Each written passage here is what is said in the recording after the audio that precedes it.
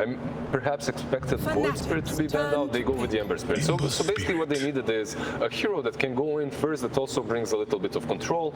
Ember Spirit is probably that one. We've seen this matchups throughout the day multiple times already, and Ember has done actually extremely well at the tournament. I think this might even be a hidden strongest spirit out of the three. I think Ember's 4. Honestly, he's my favorite hero of the tournament.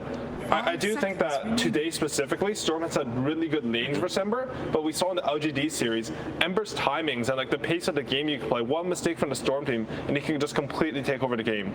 On the other hand, in the VP series, like GPK, that was a rough laning phase into some rough Ember gameplay, right? I really don't know what's happened in that matchup. GPK's rank 1 for a reason, right? Owned. Yeah. The time is going down though. Who is their last pick? It's Morphling. Is that a good pick? Okay, so Morphling, at least straight off the bat versus Ember, always used to be good. You turn into the Ember, you bring a lot of control to... That was usually on the mid lane matchup, however, yeah, but still, it's all right. They also don't have a natural Spirit Vessel carrier. Like, I don't think Isle or Mars really want to buy it. I actually really like Luna in the Luna versus Morphling matchup, just because you have that magical burst. But Luna's recently have gone for more of a farming build. Eventually, you do get up that magic damage. It's probably a fine pick. But I'm a bit afraid, like, if Storm doesn't have a good game, like, he has to do well in the lane in order to control tempo this game, because I don't think Tidehunter and Morphling are doing that. It's a little bit more on the greedier side of Fnatic. If the lanes don't go too well, they'll have to resort on Jabs and his split pushing capabilities to actually come back into the game. It is greedy. But if I've seen anything from Jazz Fearon, I feel like they use his knowledge and prowess on the hero in order to enable the hero that they need to work. So maybe this game we'll see some Ogres walking to mid, some Fearon TPN, and a collapse on the Ember that's already losing his lane. I wouldn't say that Isle Disruptor are the best supports to really help. You know, it's long gone the days of the support Isle, he TPs in, ball leader carry once, they heal 600 HP. Yeah. It's not the same hero. You're rushing some mech, you're not really that strong. If they can manage to collapse on Ember, Fnatic's a team that opens up the map quickly and open up the map with the mid tower. I think the draft can work really well. So Lizard, what draft do you think on paper, all things I'll go considered? with the classic twist. Stories have been told about Raven's Morphling. In SCA, this is probably the best player on the hero. So player to hero matchup works really well for Fnatic. Storm Spirit on the mid lane as well. However, at the same time, I feel the complexity is on Team Spirit's side. It's much easier for them to execute this draft. I think it's very easy to get some farm on that Luna, converge together and start taking objectives. But if you were to pick one team, which draft would you put above the other? Oh, Team Spirit, yeah. Okay. We will see, but AUI, what do you think? I really like Fnatic's chances in this game. For me, like, I don't know, just something about Jabs' fear on being able to snowball Storm sounds good. It's hard to go against it. Yeah. All right, well, we will see how this game plays out, but first, an interview with Jake and Sunbee.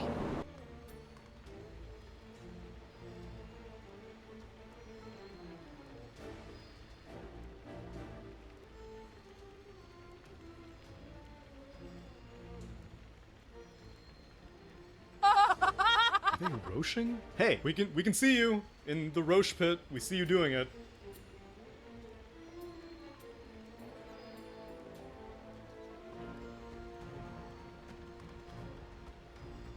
My thanks will come later, when you least expect it.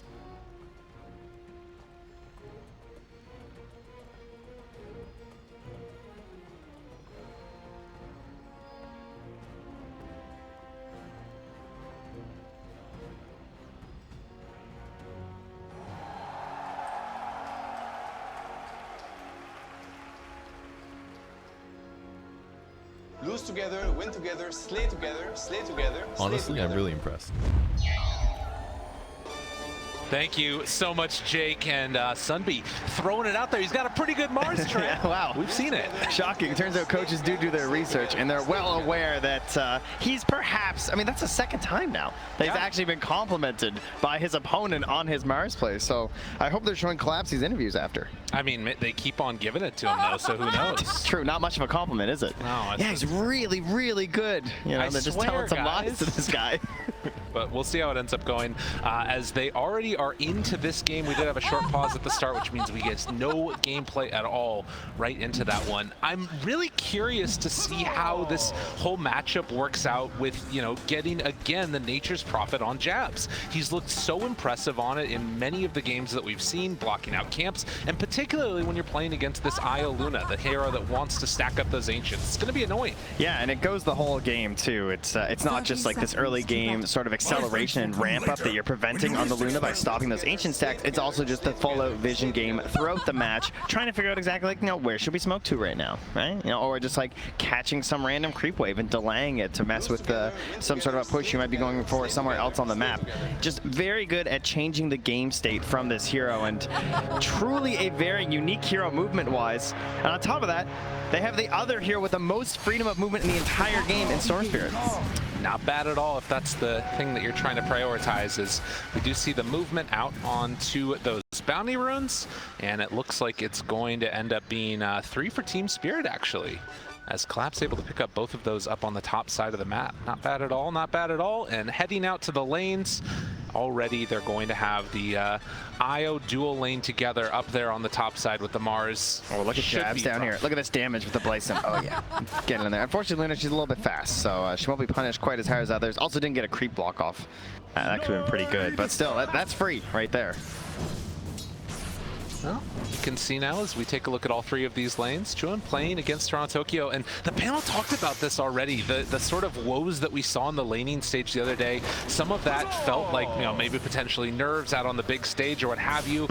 Don't expect to see a sort of outplay that significantly in this one unless things go pretty tragically in the early going for Toronto Tokyo. Yeah, we'll hope it's not like last series. That is for sure. If you're going for the Ember squad here.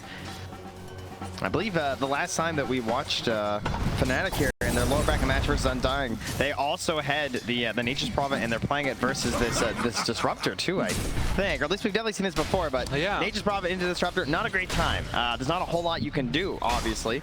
You can throw some Thunder Strikes, trying to reduce the treants, but they're just so tanky as well. You know, if you don't have that Ench counter to steal away the treants, it can be a very hard time trying to deal with it. Right, and I think that what we saw before was that they were able to kind of go all in with, like, you know, a Thunder Strike and then also the Lucent Beam. There's a little bit of a step because it was the core. Exactly. That was in our previous match. That was actually one of our other squads with the Nature's Prophet. But so far, so good. 10-1 on the Ember and 9-2 for the Storm Spirit, but everything looking fairly standard as far as the lanes are concerned. Toronto Tokyo here is going to get a stack on the small camp. No early movement, or actually, never mind, he's not. He's just going over to get the rune. Don't worry. It's okay. At least he has a small camp, right? You know, they've gone over, they've blocked off tunes, so very annoying to deal with. This is a great way to shut down a storm early.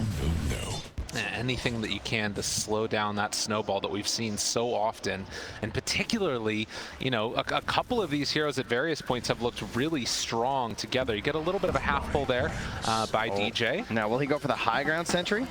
Oh, he's come back first. Let's be very tense here, because you can cover the whole camp from the high ground sentry, and if he goes for the pillar sentry from Tune, he's going to get that Obs ward for free too, which is really nice. You can see Jabs, nice move over there to sneak away the water rune, and Toronto Tokyo going to take a bit of a beating, but still should be perfectly fine with that. That's one of the strengths, though, obviously, of this Nature's Prophet. You can see he's also leaving the one treant up on the high ground to try and block out and kill the bounty rune. If you can see over there by though, too. Yeah, Toronto not able to do it.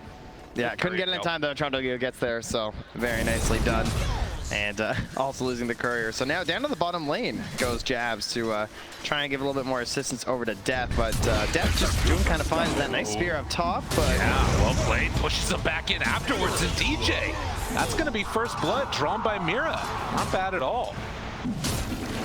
Yeah, he's pretty good on Mars. Yeah, it turns out.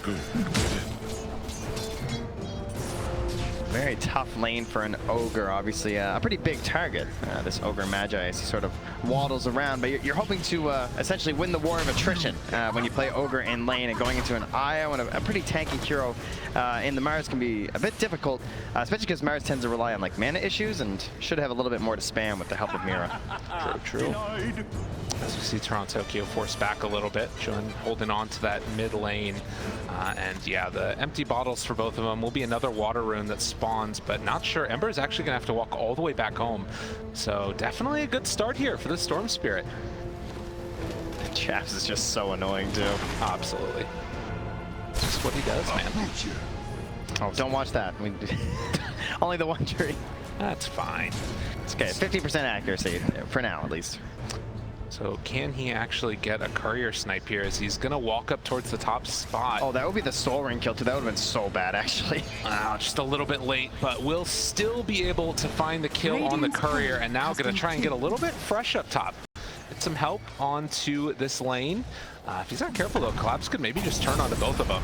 You can see. I feel like they need this tri-lane right now because Soul Ring IO with this Mars feels very frightening. It's just so much spam. Yeah. In fact, just chasing Raven down, keeping that pressure on to the Morphling. Only 14 CS so far. Getting doubled up right now by the Mars. And, I mean, this is why people don't give it to him. He's deadly. DJ?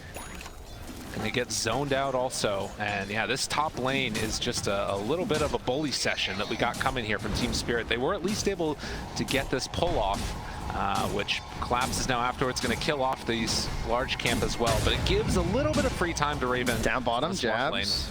Gets turned up by Miposhka, but they put it right back onto him with the gush and the anchor smash. Able to get the kill onto jabs. Well played. So far, so good for Spirit. Doing very well out of the laning stage. And I mean, even Ember, who's, you know, the one that's sort of being bullied a little bit here, is not having a terrible time. Yeah, the best part is I feel like they're just sort of holding the line and then punishing when there's actual aggression coming out, like getting that first spear back towards the tier 1 tower top, and then there, when they're trying to bully onto the disruptor, you manage to turn that back around for a kill on the jabs. Big move in now. And they turn it once more. Level 6 is off the mark. They don't have it for Toronto Tokyo, and so he's going to get chased down. But Mira comes in at the last second, able to save his life. And the healing salve going means Toronto Tokyo will live through all that. It's very good to be proactive in Dota, but that's 3 times now where they're just not getting their mission completed, right? Yeah. You're not getting the kill onto the Ember. Sure, you're punishing and you force out rotation, but that was 3 heroes coming in from Fnatic, and Mira relatively simply able to just get there and make the save. Without really forcing his allies to miss out on very much. It just looks so clean right now from Team Spirit. Like, every move that they're making is either finding what they want for the kill or salvaging something that Fnatic is trying to get into a little bit of a disaster for him. You see that movement over from Disruptor, smoke up, and not able, or rather the Invis rune taken, and now is going to come and check out the Storm. Can they do anything there? Doesn't look like it. So back to the races. Juan's going to head back home. Maybe look for that 8-minute rune to get a little bit active, but already done with the armlet on freaking Mars. Collapse is very large. I mean, we got a trend going here, huh? Right? Lots of armlets popping off here lately in the off lane, and sort of treating it like a little mini Midas, perhaps, in a sense of just like, you know, I'm going to off to a really good start. Maybe I don't need my initiation item as early. I want to be a little bit greedier. Right. But there is a ton of synergy, of course, when you have an IO, right? It's just going to be better than normal just because you're like focusing more on sustain and living longer in the engagements. You know, one good toggle could be that extra save that comes off in the team fight too, or just that little bit of HP that you can help for the IO to like push you over into future survivability. It's definitely a little bit of a different look. Something that's, like you said, been gaining popularity as when back behind the tier 1 tower, they're going to try and cut this wave and get some pressure onto mid, as Ember is nowhere to be found for the moment. He's off on the bottom side. Maybe this is what those offlane IOs needed. Maybe this is what they were missing, you know? A real offlaner with them? What are you talking about there? Well, I meant an armlet, but that would also go pretty well too, I suppose. That's fair. Well, Toronto Tokyo is completely abandoned mid, as that is definitely necessary. And in the meantime, Miposhka is soaking up a lot of experience on this Disruptor, almost level 6 now, as they're going to do another pull through. Looks like they're going to catch onto that range creep, but this is going to be some pretty solid pressure onto this tower if they want to keep it up. Disruptor, not the hero you think of for trying to like hold back these towers, right? Especially with a 1-3-1 build, you're thinking of like Winter Wyverns and everything, but the fact that they're not jumping, Fnatic maybe a bit hesitant with some of the earlier plays not working out. I prefer this instead, just moving to the camp and sort of messing around with Toronto Tokyo. Oh, careful, careful. He's got a haste rune, right? It's the rune of invincibility. True enough. No one's ever been punished by getting a little bit too ahead of themselves with a haste rune. Radiant's bottom tower Not even one time. But yeah, 8 minutes, so only 2 kills, but a 2,000 gold lead as Team Spirit have just been a little bit more efficient around the map. But Fnatic, wanting to get a little bit of something going for themselves, are going to pressure and take that bottom tier 1 tower. Great play, right? Luna's hitting Ancients, you take a tower. That's essentially the trade here. Now they want to get their own pressure into the top lane, but you gotta imagine Raven's got help coming, right? I mean, I think so. Does he need help? You know, he's got it by himself. Waveform, TP out. Oh, but nothing to break the TP. So that is Arena used. Spear still on cooldown. Team Spirit. I love the confidence from the supports. I mean, DJ just sitting down there. TP's probably, you need help him there? No. Yeah. No, I'm okay. And instead, it's Death that comes in. So the Tidehunter is just going to be a big old watermelon right in front of him and say, come and deal with me. You can't. Yeah, perfect swap up here of the lanes for Fnatic. Things looking better. You know, still though, Team Spirit holding the lead despite being down a tower. They don't look too shook quite yet. You gotta imagine that Collapse would love to get himself a kill here on this Mars once that arena's back up. And it's gonna be a DD. Toronto Tokyo able to get that one a little bit quicker on the fingers. That is a kill rune if things break right for Team Spirit. Well, you gotta imagine Death would love to try and go for a play. Like, he's a Storm Spirit and a Nature's Prophet. You would think that you could try and go for a kill onto Mira, right? They have this Ob sitting on top of them. They spot the fact they're just sort of lurking nearby. Feels like a prime opportunity, but at the same time, you know, Jabs is hitting Wave's bottom. We've got Raven hitting Ancients, and Jurin's going back to the base, grab some mana, so we'll see if that's the play. Looks like he actually wants to go outpost and then come mid, perhaps. Interesting. Yeah, I mean, it still feels like the lead is growing DJ. in spite of that, but yeah, they're going to get a little deep. back, and that's going to be a quick and easy punish there for Team Spirit as they run down the Ogre, find themselves another kill. Hey, he's taunting away, you know? Yeah, he's happy about it. He saw what was coming, gives a little laugh, like, yeah, all right, space for my team. Radiant's middle tower is under attack. I like this play from Collapse, though. Can't go for kills, goes for your stacks. Heads in to farm up some of these neutrals that Jurin was looking for. A little bit of a battle going on for these ones here, and he's thinking about it, wants to jump. They're smoking toward Mira with Death coming in, also Jabs there, the jump away, tries to live, and Collapse will get out, but they lose the IO. Oh, so I think Team Spirit were thinking about contesting that. They'd actually smoked up Yadoro as well as Maposhka, and we're sort of moving that way, but it looks like Collapse just made the call, like, no, not worth. Like, don't bother coming. Yeah. Now, Mira makes some space, he TP's out. Much like DJ being sacrificed, they'll allow Mira to fall for the benefit of the squad. Still standing tall, feeling comfy with where things are at, it looks like, on Team Spirit. This is just that slight lead that has not ballooned out yet. The glimpse back of the Static Storm, able to pull and kill, potentially, this Storm Spirit. A nice jump, but no! He gets the zip away and able to dodge that last hit of the Thunderstrike, but there's the relocate coming in, trying to find Juin. Can they get him, though? Collapse the Spear, not quite gonna be on the mark. Mira, they walk in, the Ravage descends, surely he gets away! Are you kidding me? Unreal. Toronto Tokyo even lurking in the area, wants to find something in exchange for all this with the invis, but He can have a courier. In terms of that's what he wants. wow.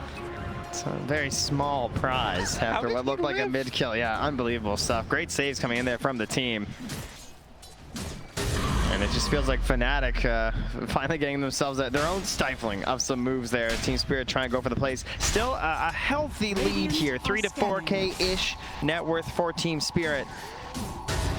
And Yadoro just making his way through the jungle here on this Luna. Top of the last hits, top of the net worth, and you know, to see Collapse so close behind as well. Having an absolutely fantastic game for 2 of the cores here on Team Spirit.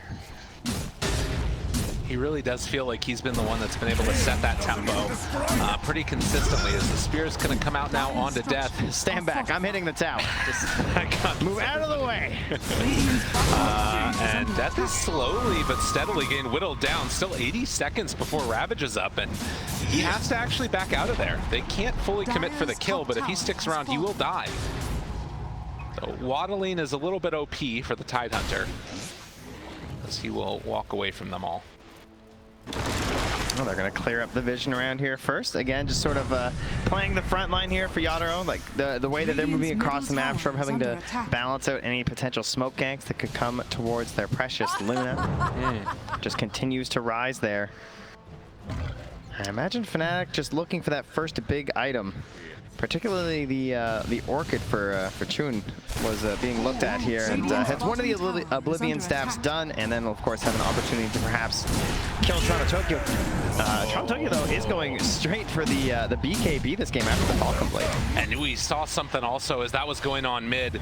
Jabs was able to sneak in one little treant that Yatoro killed, but it blocked the Ancients before that ended up happening. So classic Jabs. I mean, he keeps on putting in, just like they ran one treant in there, and now Yatoro's farming in a little bit of a more dangerous position, but a nice play to do that economic damage where you can on Jabs. That's right. I mean, that was the main punish that we saw in the best game that Jabs had on the Nature's Prophet when he was blocking out the Ancients constantly. I believe it was a Sven, but just kept being forced into the top lane and having to farm up there. And, have him farm down here. He just gets out. See ya. Wow, no pull or no nothing. I'm not sure what it was, but they were able to get away on Toronto Tokyo. Now, looking for some counterplay. Jabs been very annoying to play against. Has no TP scroll, and also just TP'd up here, so. And again, sending in those treants to block out the Ancients. He's going to do it again to him. So the economic damage that this does and denying the bounty run. I love it. I mean, this is just what's Meanwhile, so annoying they're about under vision as well in their jungle. Looking for the jump right away on the collapse. Death afterwards with the Ravage. Gonna catch him. Killa, maybe, possibly. Mira? Yeah, they got him. And Mira falls to boot. Fnatic making the moves.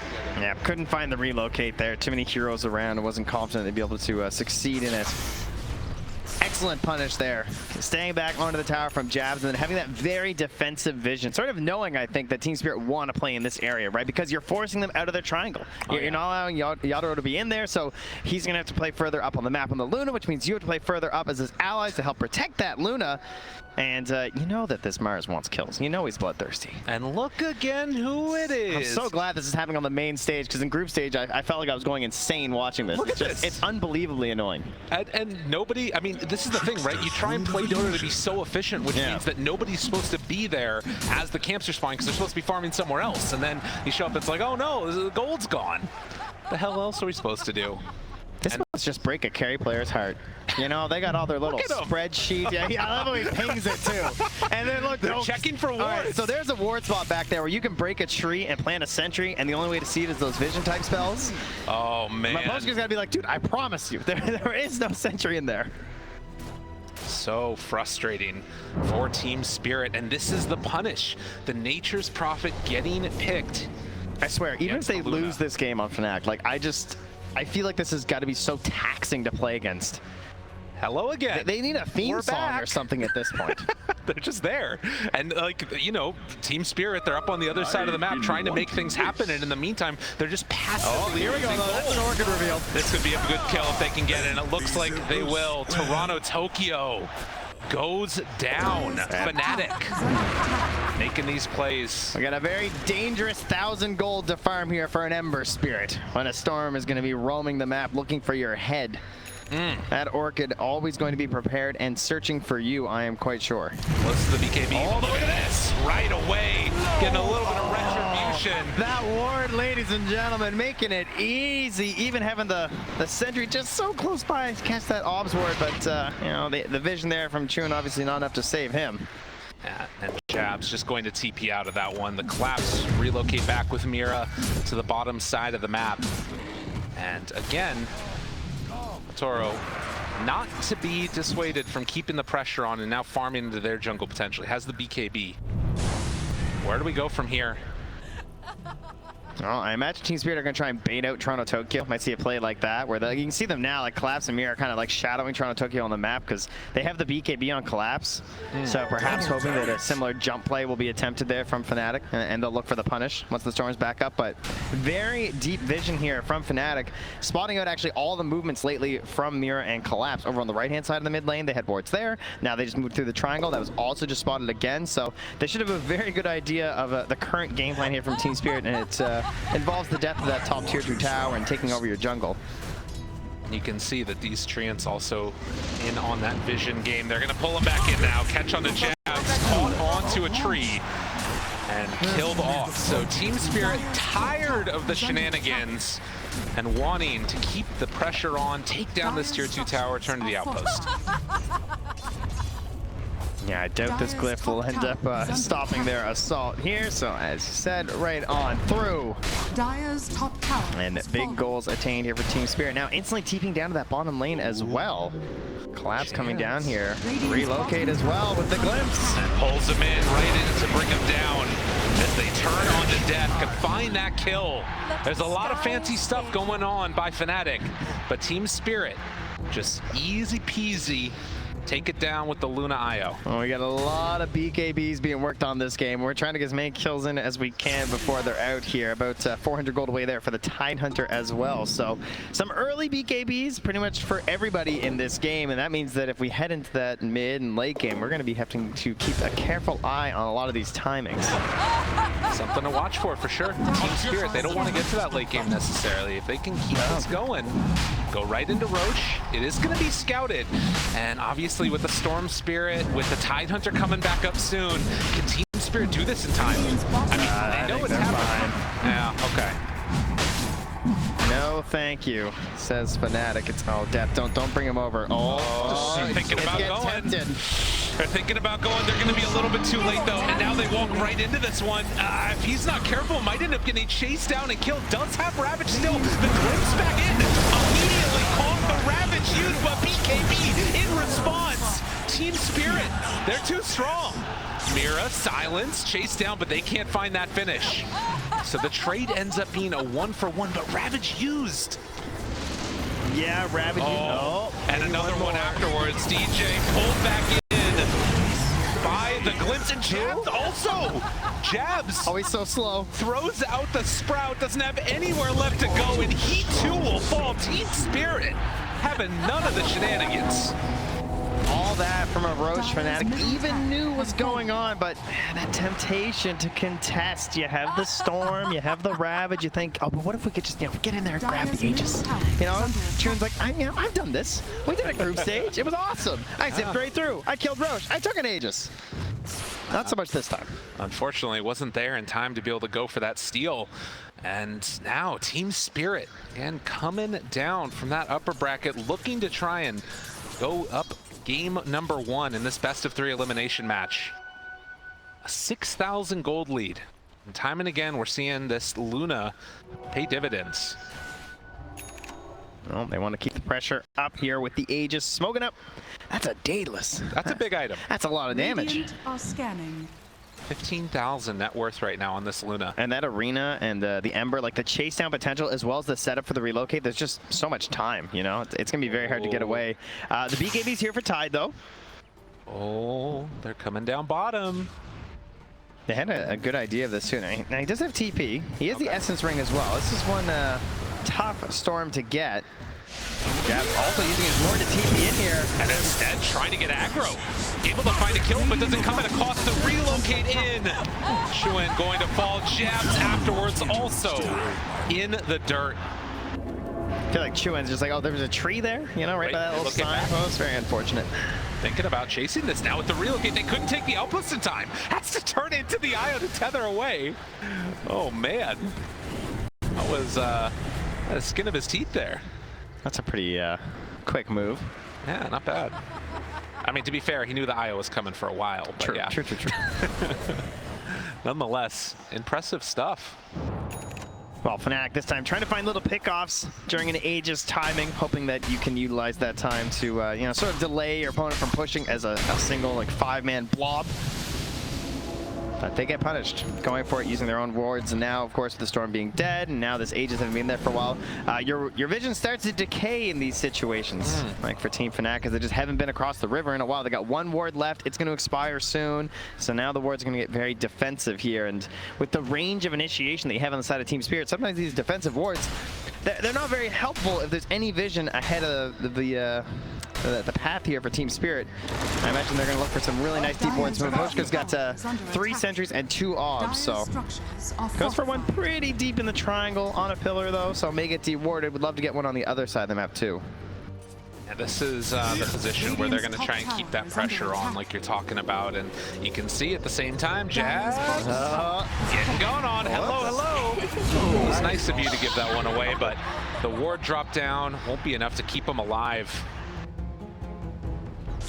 And even on a defensive ward on the high ground there from Fnatic to try and help against these situations. Just so quick from Spirit, just not worried about a turnaround play. Really, of course, you have the Aegis and everything, not worried that he's going to TP out before you get there. They just want to grab that free pick and try and get some revenge on everything he was up to with their Ancients. Too true. 8,000 gold lead now. Fnatic have done a good job of being able to dodge some of these fights, but again, Toronto Tokyo just recognizing danger, zips out of there last second. So Fnatic still dropping down bit by bit in net worth, but it is not necessarily the end of the world for them. They're finding very small trades across the map, and they are moving into these BKBs. And we've had several games now at TI where the BKBs really turn things around. But this one's not free. Looking for it, jump and saved immediately. Collapse now turns onto the storm, takes them down. No buyback, 50 seconds, and just like this, the game is blown completely open. Fnatic, they've got to defend without their storm. Another 40 seconds. He's going keeping himself alive as they take down another DJ to fall. Has to buy back on the Ogre, and if you look, just hero after hero keeps on dying from Fnatic. Jabs is gonna drop. They keep on turning on to more. Toronto Tokyo, this is an absolute slaughter as they find a bow. Triple kill for Collapse. Somebody make it stop. GG, they're done. They just let it go. 25 minutes, Team Spirit. Right through this game, right through those BKBs. They spent the whole game building BKBs. They didn't even get to use them. Unbelievable. That was one of the most dominant handlings that we've seen so far. And in the lower bracket, Team Spirit